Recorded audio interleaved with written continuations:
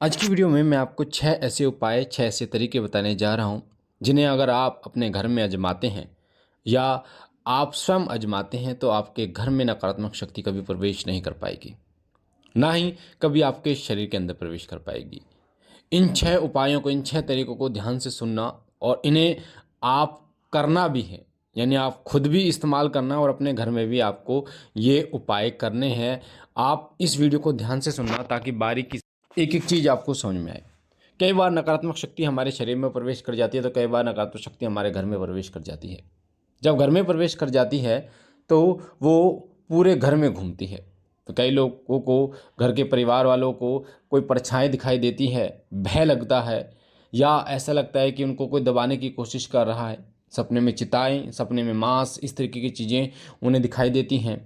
बाहर तो वो ठीक रहते हैं, जब वो घर से बाहर जाते हैं तब तो वो ठीक रहते हैं, पर जैसे ही घर के अंदर वो पैर रखते हैं तभी उनके कंधे भारी हो जाते हैं, उनका शरीर भारी हो जाता है, उनको ऐसा लगता है किसी ने जकड़ लिया है।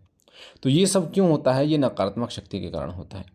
जब आपके घर के अंदर नकारात्मक शक्ति प्रवेश कर जाती है तो पूरे घर को बांध के रखती है, बंधन करके रखती है, जिससे जब भी आप अपने घर में प्रवेश करते हैं तो आपकी बुद्धि विपरीत हो जाती है।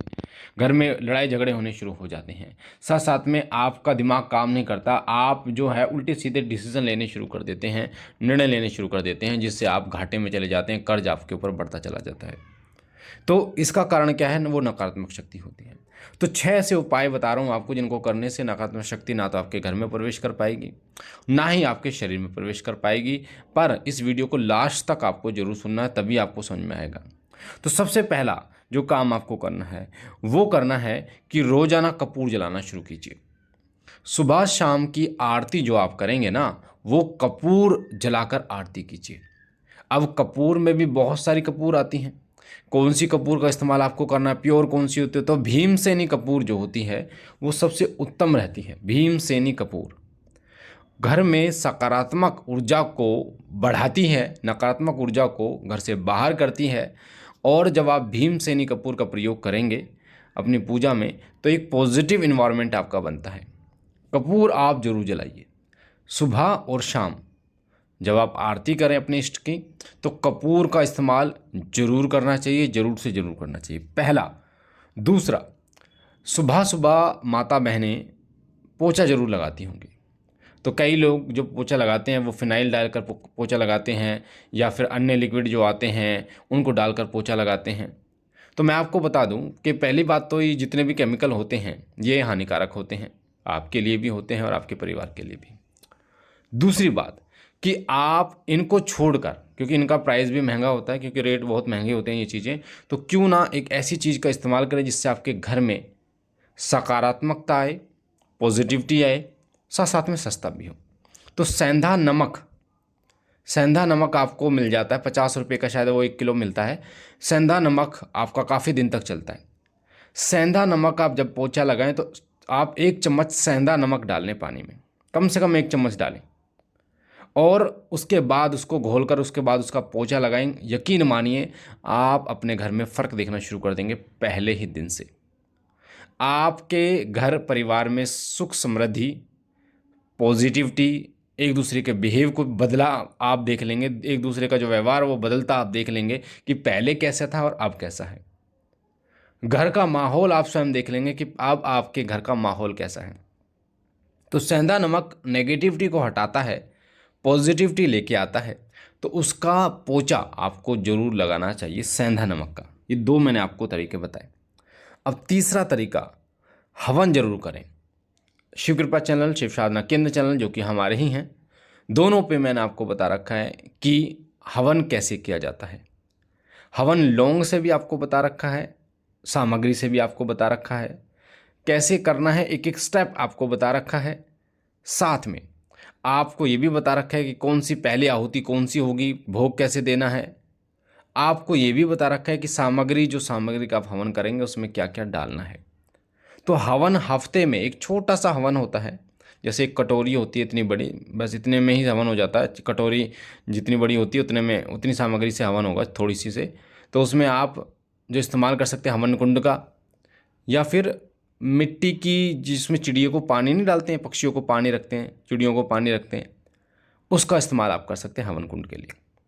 तो आप एक छोटा सा हवन लौंग का करें या फिर सामग्री का करें। लौंग का करेंगे तो सबसे उत्तम रहेगा। लौंग पॉजिटिविटी को बढ़ाने का एक बहुत बड़ा स्रोत है। अगर लौंग का हवन आप करते हैं तो बहुत गजब तरीके से पॉजिटिविटी बढ़ती है, आपकी सकारात्मक ऊर्जाएं बढ़ती है। इवन आपके घर की सकारात्मकता के साथ साथ आपके बॉडी, आपके शरीर की सकारात्मक ऊर्जा भी सातवें आसमान पर होती है। आपके शरीर की नकारात्मक शक्ति को, आपके घर की नकारात्मक शक्ति को वो जो लौंग का धुआं होता है वो ख़त्म करता है। और कोशिश कीजिए जब लौंग का हवन करें तो उसके धुएं को, जो उसकी स्मेल आती है, उसको अंदर लें, उसको सूंघें, अंदर लें। बहुत कृपा होती है, बहुत पॉजिटिविटी बढ़ती है। चौथा कारण है कि आपको गंगा जल का छिड़काव कम से कम हफ्ते में एक बार जरूर करना है। गंगा जल का छिड़काव अपने घर में, गंगा जल का छिड़काव अंदर से ऊपर से नीचे तक, अंदर से बाहर तक आपको करना होता है। तो गंगा जल का जो छिड़काव होता है आप फूल से कर सकते हैं, पान के पत्ते से कर सकते हैं, आम के पत्ते से कर सकते हैं। और इसके छिड़काव से आपके घर में सकारात्मकता, पॉजिटिविटी आती है। साथ साथ में आपके घर में देवताओं का वास होता है। कहा जाता है कि जिस घर में गंगा जल का प्रयोग होता है उस घर में देवता वास करते हैं। एक चीज़ का ध्यान रखना, गंगा जल जो हो वो पातक का ना हो। पातक का मतलब होता है कि जैसे किसी की मृत्यु हुई तो अस्थियां बहाने के लिए जाते हैं गंगा जी में, या दिए लगाने के लिए जाते हैं उनके, तब उनके द्वारा लाया गया गंगा जल ना हो, उसका प्रयोग नहीं करना चाहिए, निषेध है।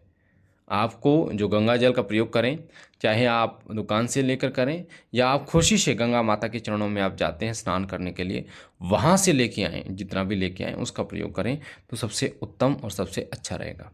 तो गंगा जल का प्रयोग हफ्ते में एक बार छींटे जरूर लगाएं, और मेनली स्पेशली शाम को सोने से पहले। पांचवा जो करना है आपको वो है घर की सफाई रखनी है जितना हो सके। देखो, सफाई आप रखोगे तो देवताओं का वास होता है, आपका मन भी प्रसन्न रहता है। आपको अपने घर में सफाई रखनी है और साथ साथ में खुद को भी पवित्र रखना है। जो छठा है वह खुद को पवित्र रखना है। अब खुद को पवित्र कैसे रखना है?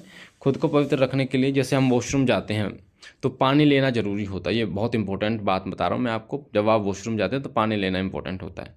साथ साथ में आपके कपड़े साफ़ सुथरे होने चाहिए, ये बहुत इंपॉर्टेंट होता है। साफ़ सुथरे कपड़े होना, ऐसा ना कीचड़ लगे हुए, पसीने लगे हुए हैं, ठीक है, उसके बाद आप पूजा कर रहे हो, सुबह शाम नहाकर आपको पूजा करनी है। विशेष ध्यान देना है आपको अपने शरीर की शुद्धता पर, विशेष ध्यान देना है। तो आप देखेंगे कि आपके शरीर में नकारात्मक शक्तियाँ कभी प्रवेश नहीं कर पाएंगे अगर आप इन 6 तरीकों को अपनाते हैं, इन 6 उपाय को अपनाते हैं। 100% आपके घर में सकारात्मकता ही होगी, पॉजिटिविटी ही होगी और आप पर कृपा बढ़ेगी ही बढ़ेगी। तो मुझे आशा है ये महत्वपूर्ण जानकारी आपको पसंद आई होगी। पहली बार चैनल पे हैं तो शिव कृपा चैनल को सब्सक्राइब कीजिए, लाइक कीजिए, शेयर कीजिए। मैं बाबा भोलेनाथ से विनती करता हूँ कि वो सदैव आप पर कृपा करें। हम मिलते हैं एक नई जानकारी के साथ, तब तक के लिए ओम नमः शिवाय, ओम नमः शिवाय, ओम नमः शिवाय।